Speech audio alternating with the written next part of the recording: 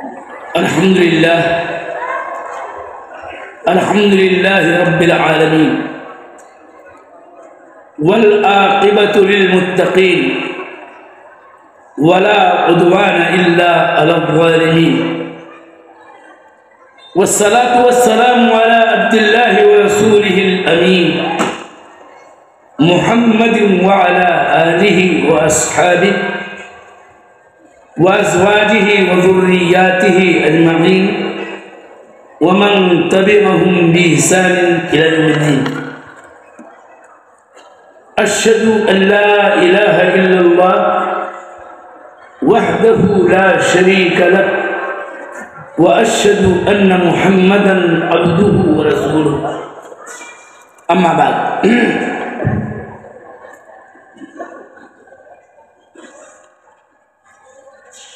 وقال الرسول يا رب إن قوم اتخذوا هذا القرآن مهجورا.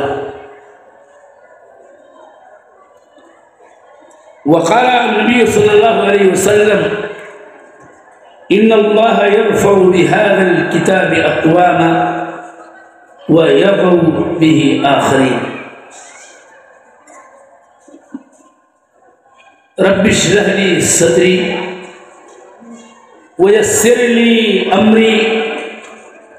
واحلل عقدة من لساني يفقه قولي.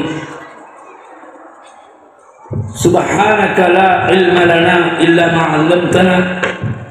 إنك أنت العليم الحكيم.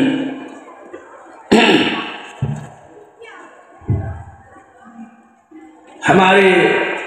محترم صدر مجلس مولانا وسیع اللہ صاحب مدنی حفظہ اللہ، ناظم ضلع جمعیت اہل حدیث سدھارتھ نگر اور دیگر تمام علماء کرام جو اسٹیج پہ تشریف فرما ہیں، میں ان کے اسماء گرامی کا ذکر اس لیے چھوڑ رہا ہوں کہ وقت قیمتی ہے، اور دیگر تمام معزز حاضرین مسامعین، ہماری ماں بہنیں، تمام خواتین ملت اور ہمارے سب سے عزیز یہاں پر موجود طلبہ جو قرآن کریم کا حفظ کر رہے ہیں، میں اللہ جل وعلا کا شکر ادا کرنے کے بعد سلام ایجوکیشنل اینڈ ویلفیئر سوسائٹی کے تمام ذمہ داروں کا، بالخصوص فضیلت الشیخ منصور مدنی ابو اسامہ حفظہ اللہ کا شکریہ ادا کرتا ہوں، اور ان کے اساتذہ کا جن کی کرم فرمائی سے میں آپ کے بیچ کھڑا ہوں۔ آپ نے خطبہ استقبالیہ سے ان کے نشاطات کا، ان کی کارکردگیوں کا علم حاصل ہی کر لیا ہے کہ وہ کیا کر رہے ہیں اور کیا کرنا چاہتے ہیں، اور کس طرح سے دن بدن علم و ادب کے اس گہوارے میں علم کا چراغ روشن کیے ہوئے ہیں۔ اللہ تعالیٰ ان کی کاوشوں کو قبول فرماتے ہوئے انہیں جزائے خیر دے۔ میں یہ بات جان رہا ہوں، جیسا کہ آپ کو بھی معلوم ہے، کہ یہ بچوں کی سالانہ انجمن اور ان خوش نصیب حفاظ قرآن کریم جنہوں نے حفظ قرآن کی تکمیل کی ہے، ان کے سروں پر دستار باندھنے کے لیے یہ مجلس رچائی گئی ہے، اور یہ سب سے عظیم الشان کام میں سمجھتا ہوں اس سلام ایجوکیشنل اینڈ ویلفیئر سوسائٹی کا، کہ انہوں نے جہاں بہت سارا کام کیا ہے، خواہ فوزان اکیڈمی کا ہو یا طاہرہ گرلز انٹر کالج کا ہو، سب سے عظیم الشان عمل میری نگاہ میں مدرسہ عبداللہ بن مسعود لتحفیظ القرآن الکریم و تجویدہ کے قیام کا ہے، کہ ہمارے لیے سب سے اہم ترین چیز یہ ہے کہ ہمارا رشتہ قرآن پاک سے جڑے، اور قرآن پاک کی ہمارے لیے سب سے اہمیت کی حامل کتاب ہے، جو ہمارے لیے ہمارے دین، ہماری شریعت، جو اللہ کے نبی خاتم رسول رحمت من عند اللہ لے کر کے آئے ہیں، اس کا اصل ماخذ اور اصل مصدر ہے، اور اس کا بیان بھی حدیث رسول ہے۔ میں اس موقع پر کوئی لمبی گفتگو نہیں کرنا چاہتا ہوں، سب سے پہلے میں مبارکباد دینا چاہتا ہوں ان طلبہ کو اور تمام تر ان خوش نصیب، خوش بخت، سعادت مند طلبہ کا جنہوں نے قرآن کریم کا حفظ مکمل کیا ہے، اور جن کے سروں پر ابھی آپ دستار بڑھتا ہوا دیکھیں گے۔ حقیقت یہ ہے کہ قرآن کریم سے یہ رشتہ بڑا قدیم ہے ہم مسلمانوں کا، لیکن یہ بات کہے بغیر میں نہیں رہ سکتا کہ ہم لوگوں کے بچپن کا زمانہ تھا،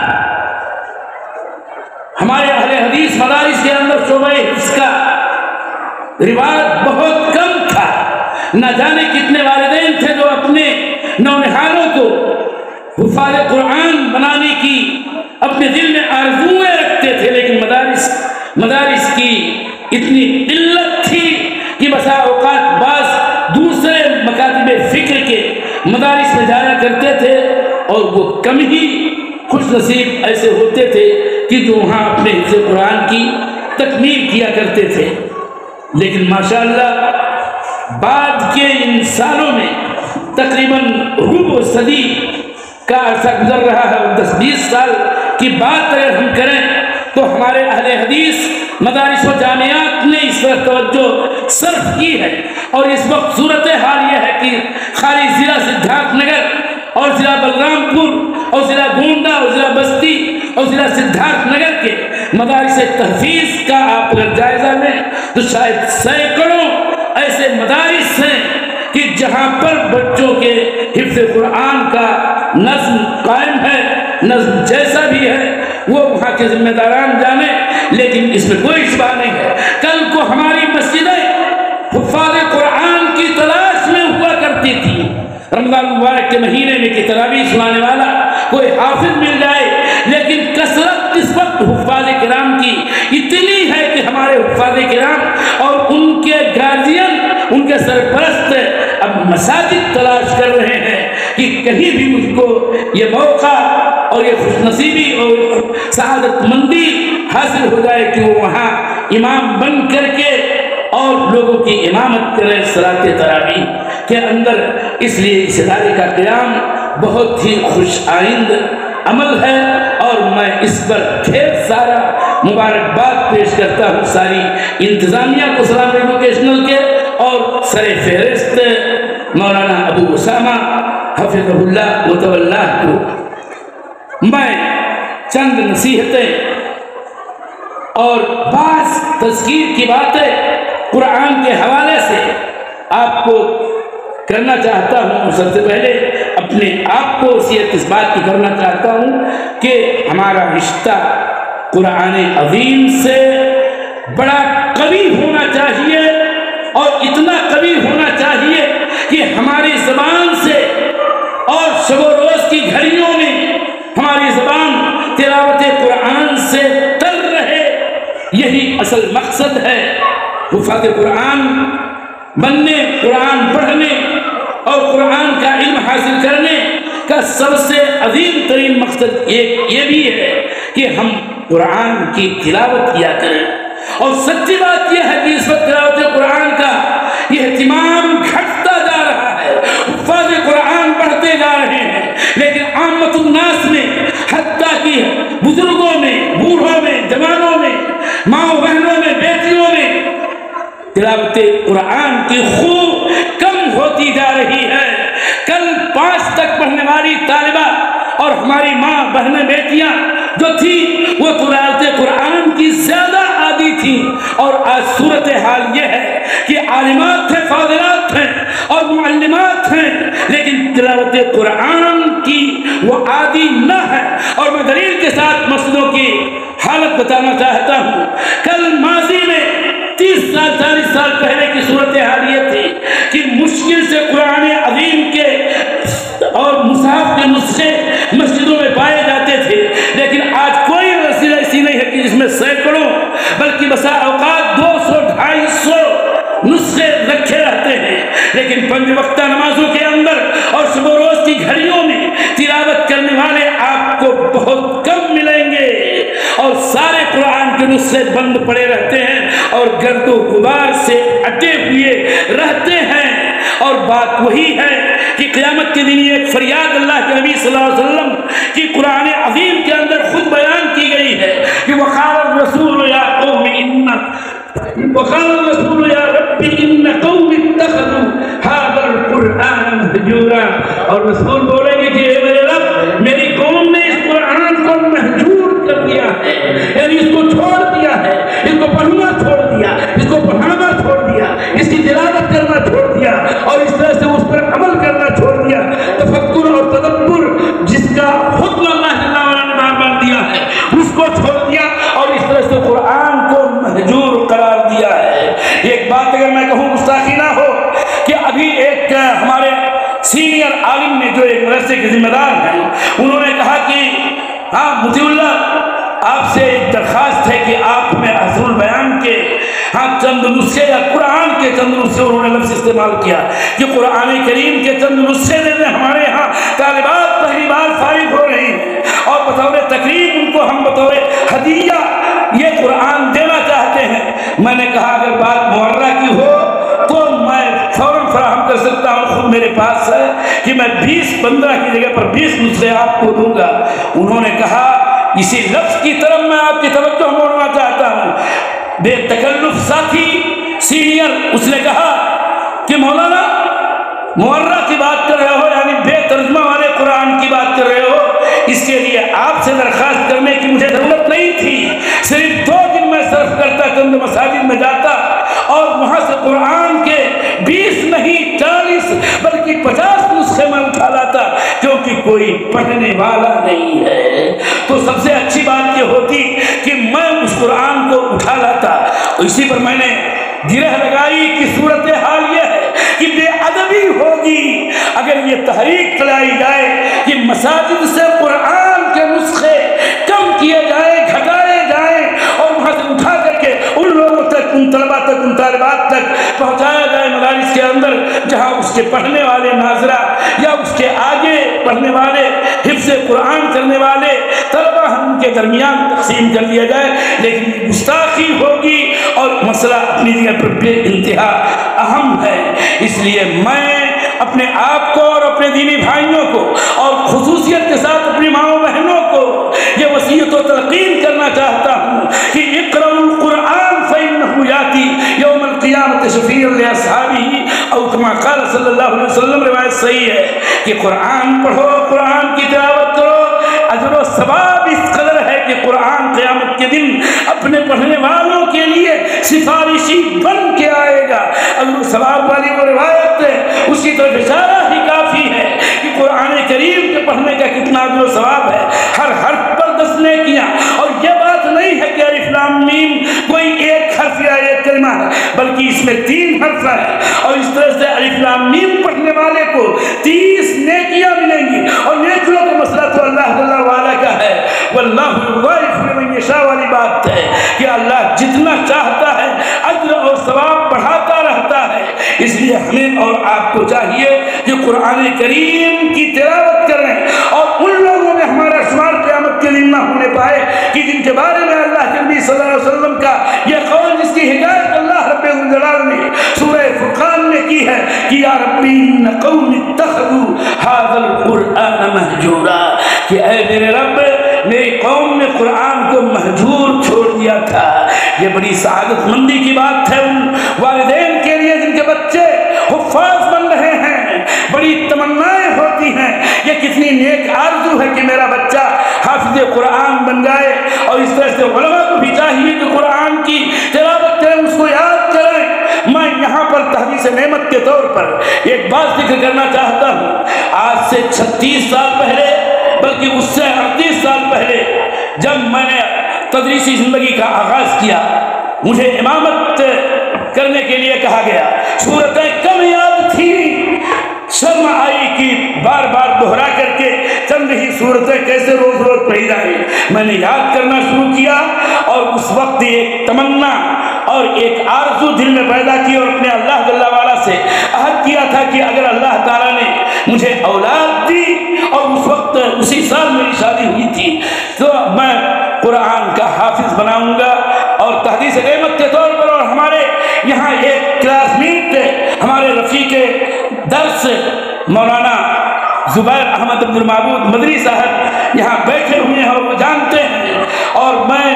ان کو بہت ہی محبوب رکھتا ہوں۔ وہ جانتے ہیں کہ میرے اللہ جل وعلا نے مجھے 6 ذکور اولاد عطا کی، اور اس وقت جب میں آپ کے سامنے کھڑا ہوں تو میں ایک خوشی کا یہ جملہ ادا کرنے میں کوئی بات نہیں کرتا کہ میرے 6 کے 6 بیٹے آج یہ سارے کے سارے حفاظ قرآن ہیں، جن میں سے ایک کی وفات بھی ہو گئی ہے۔ تو یہ ساری تمنائیں ہونی چاہیے، اور ساتھ ساتھ خود میں نے اس قدر قرآن کریم یاد کیا ہے کہ بسا اوقات سننے والا، جاننے والا اور چند دنوں کا تجربہ کرنے والا یہ کہہ پڑتا ہے کہ کیا آپ حافظ قرآن ہیں؟ نہیں، ایسا نہیں ہے، لیکن یہ قرآن سے شغف ہے۔ اور یہاں پر میں اس دعا کو یاد دلانا چاہتا ہوں، ایک لمبی دعا ہے جس میں اللہ جل وعلا کی عظمتوں کا اعتراف ہے، اور اپنی بندگی کا اقرار ہے، اور اللہ جل وعلا کے اسماء الحسنی سے سوال کے بعد اس سوال کا ایک حصہ یہ ہے کہ اے اللہ تو قرآن کو میرے دل کی بہار بنا دے۔ اللہم انی اسألک باسمائک سے لے کر کے شروع ہوتا ہے لفظ، اور اس کے بعد ان تجعل القرآن ربیع قلبی کے الفاظ میں حدیث کے مختصر پیش کرتا ہوں کہ اے اللہ تو قرآن کو میرے دل کی باغ و بہار بنا دے۔ اور دل کی باغ و بہار بنا دینے کا مطلب یہ ہے کہ میں قرآن کو پڑھوں، دیکھ کر کے میں پڑھوں، قرآن کو یاد کروں، سینے میں محفوظ کروں، قرآن کو غور سے سوچوں، اور تدبر اور تفکر سے کام لوں، اور ساتھ ساتھ اللہ جل وعلا سے یہ بھی توفیق مانگوں کہ اس پر عمل کرنے کی مجھے توفیق دے۔ اور یہی معنی ہے کہ ان تجعل القرآن ربیع قلبی، یا رب تو قرآن کو میرے دل کی باغ و بہار بنا دے۔ یہ تمنا رکھنی چاہیے، اور عملی طور پر اس کا ثبوت دینا چاہیے۔ یہ ہے قرآن سے جڑنے کی ضرورت، اور خاص کر اس دور میں جبکہ غفلتیں ہیں، اور نہ جانے کتنی سستیاں ہیں، نہ جانے کتنی دین بیزاریوں کے مظاہر ہیں، ایسے صورت میں ہماری اولاد کی ذمہ داری ہے کہ ہم اس قرآن سے جڑیں، کہ قرآن سے جڑنا ہی ہمارے لیے باعث عزت ہے، اور قرآن کا چھوڑنا اور قرآن سے رشتہ کاٹنا یا کمزور کرنا یہ ہمارے لیے ذلت و رسوائی کا سبب ہے۔ اور حدیث کا خلاصہ یہ ہے، ورنہ گفتگو اس پر اور تفصیل سے ہوتی تو بات اور بنتی، لیکن وقت نہیں ہے۔ اسی بات کو تو اللہ کے رسول صلی اللہ علیہ وسلم نے کہا کہ یہ کتاب قرآن کریم کی عظمت دیکھیے، بیان کرتے ہوئے کہا اللہ کے نبی صلی اللہ علیہ وسلم نے کہ ان اللہ یرفع بہذا الکتاب اقواما، اس کتاب قرآن کریم جو اللہ کا کلام ہے، اس کے ذریعہ اللہ جل وعلا نے نہ جانے کتنی قوموں کو رفعت و بلندی اور عروج و اقبال بخشا ہے۔ تو یہی کتاب ہے کہ جس کی بنا پر، جس کی وجہ سے نہ جانے کتنی قوموں کو پستی کے عمیق خار میں ڈال دیا ہے۔ جو قرآن کو اللہ جل وعلا کا کتاب مانتے ہوئے، اس پر ایمان رکھتے ہوئے، اور اس کے حقوق کو، تمام حقوق کو ادا کرتا ہے، اللہ جل وعلا اس کو دنیا میں بھی رفعتیں عطا کرتا ہے، اور آخرت میں بھی سعادتیں عطا کرے گا اور نجات دے گا۔ اللہ جل وعلا اپنے مقربین میں ان کا شمار کرے گا، ان کے درجات میں اضافہ کرے گا۔ اور جن قوموں نے قرآن کی بے حرمتی کی، اس پر ایمان نہیں لائے اور اس کے مطابق عمل نہیں کیا، اور ہم خود کلمہ گو مسلمانوں میں سے جنہوں نے اس کے حقوق کو ادا نہیں کیا ہے، وہ کتنی پستی میں ہیں۔ سارے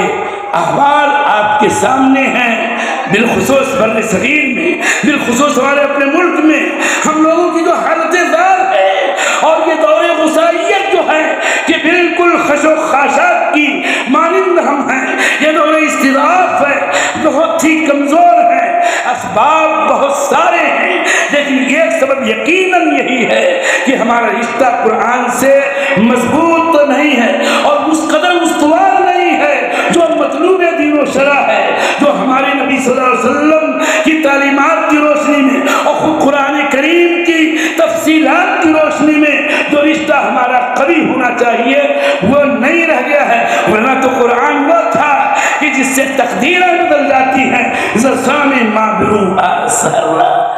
زقرآن باز خان اہل نظرہ نمی تانی کی سوزے کراتے تو دیگر کو کرد تقدیر عمرہ۔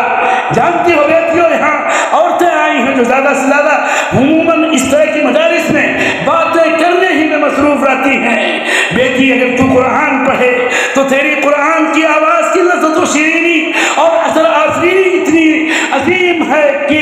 فاطمہ بنت خطاب کی قرآنی آواز میں اگر روایت صحیح ہے تو قرآنی آواز ہی نے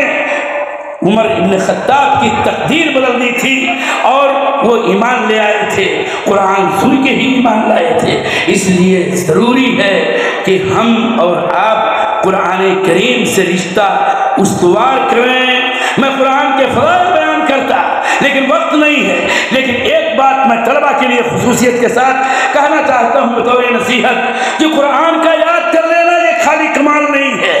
اور سعادت تب تک مکمل نہیں ہوتی ہے جب تک کہ قرآن کریم کا آپ بار بار مذاکرہ نہ کریں، قرآن کریم کا بار بار مدارسہ نہ کریں، قرآن کریم کو بار بار پڑھتے نہ رہیں کہ وہ قرآن سینے میں محفوظ رہے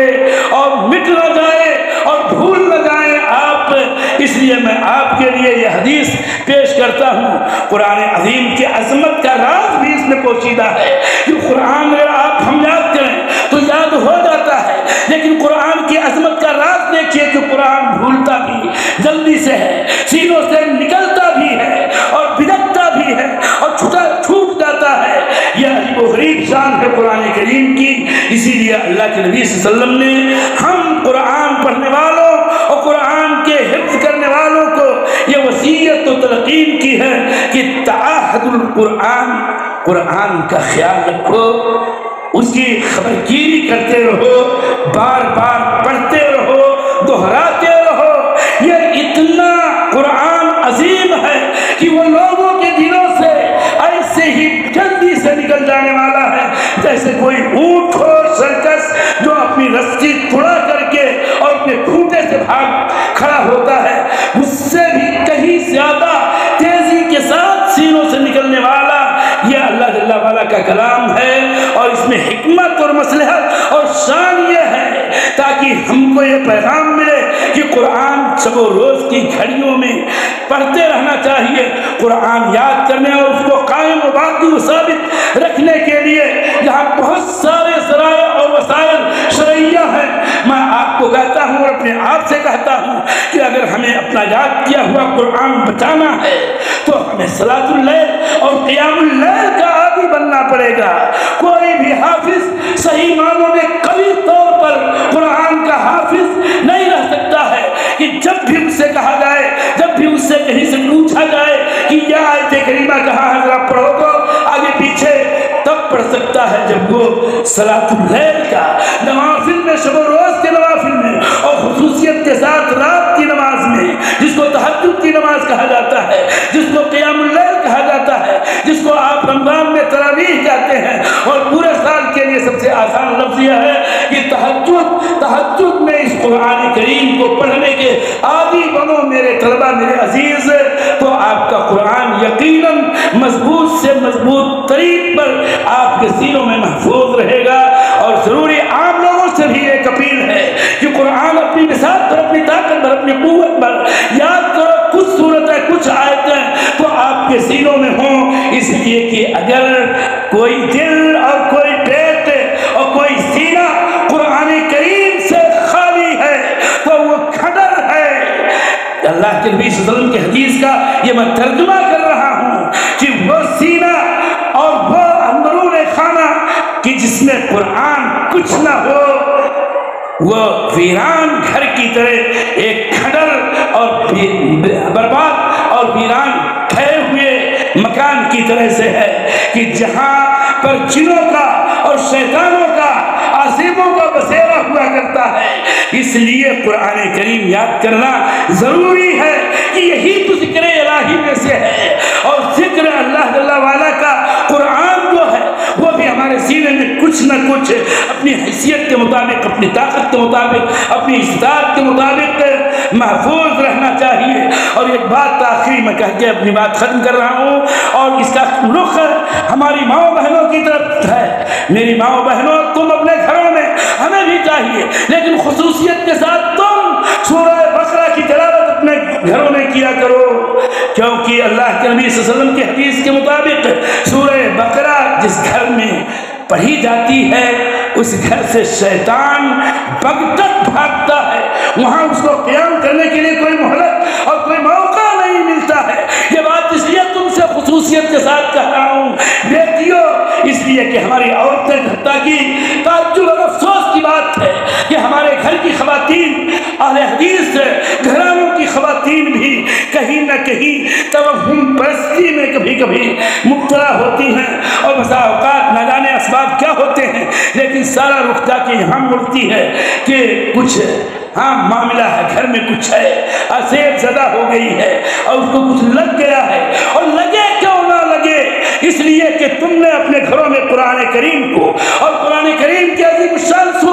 سورہ بقرہ کی تلاوت کو ترک کر دیا ہے۔ اس لیے شیطان بھاگنے کے بجائے وہاں پناہ لینے کا موقع پا جاتا ہے۔ اس لیے سورہ بقرہ پڑھو، اس لیے کہ جس گھر میں سورہ بقرہ کی تلاوت ہوتی ہے شیطان وہاں سے بڑی تیزی کے ساتھ بھڑک کے بھاگتا ہے، وہاں ٹکتا نہیں، اس کو قرار نہیں ملتا ہے۔ باتیں اور بھی تھی، میں سناتا جاتا کہ یہ داستان حرم بہت ہی سادہ رنگین ہے اور اس میں لطف ہے۔ میرے دینی بھائیوں، ہم کو اور آپ کو چاہیے کہ اللہ جل وعلا کے اس کلام کو، جس سے سچا، جس سے عمدہ کوئی کلام نہیں ہو سکتا ہے، اس سے رشتہ استوار کرو، اور رشتہ استوار کرنے کی شکلیں بہت ساری ہیں۔ نماز پڑھو، نوافل کا اہتمام کرو، تہجد پڑھو صبح و شام کی گھڑیوں میں، کوئی مقررہ خاص حصہ ہی صحیح، حتیٰ کہ میں کہتا ہوں 2 صفحات صحیح روزانہ تو پڑھ کے دیکھو، کتنا لطف آتا ہے، کتنا مزہ آتا ہے۔ اب تو کوئی، میں نے کہا کہ مسجدوں میں شاذ و نادر خال کوئی نظر آ سکتا ہے آپ کو جو مصحف کھولے ہوئے قرآن کریم کی تلاوت کرتا ہوا فجر کے بعد یا اور دیگر اوقات میں مل جائے۔ اس کمی کو دور کرنے کی ضرورت ہے، ورنہ شہادات اور ڈگریاں خالی حاصل کر لینے سے کچھ بننے والا نہیں ہے۔ اللہ تعالی سے